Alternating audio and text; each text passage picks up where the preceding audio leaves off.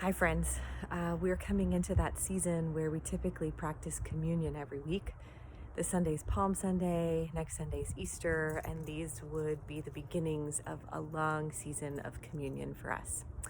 So, the question that we're all asking is, how do we practice communion when we literally cannot be communal?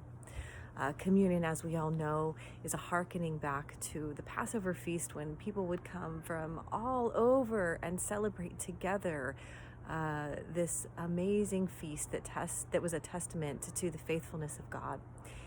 And how do we do that when literally the one thing that we cannot do is come together? I've been thinking about this, and I think that one thing that is helpful for us to consider is that our own book of order gives us the directive that we are to use the elements that are common to our culture in the practice of communion.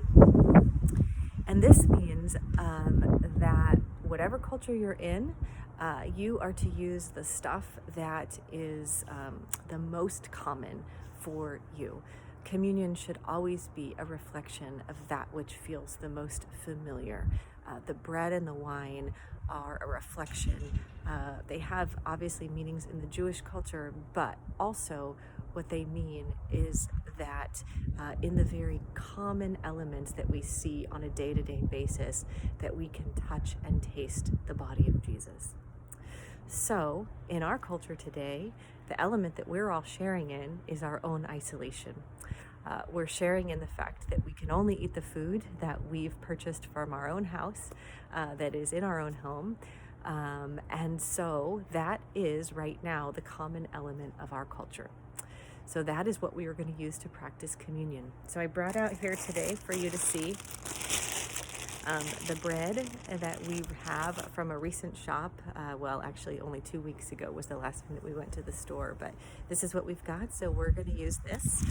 You don't have to use that. You can use, I also have some crisp bread here that we got at another shop. So this, something like that. It can be a cracker, it can be a biscuit, anything that is common to your own home. And likewise, when we think about the liquid, we want to think about something that's common to our home. So if you have wine that's in your home, feel free to use that. If you have juice that's in your home, feel free to use that. If you don't have any of those things and what you have is water, that is also the common element that you can find within your own home and can be used. So, as we share in the feast in these coming weeks, we are going to be partaking from the most interesting way that we've ever participated in communion.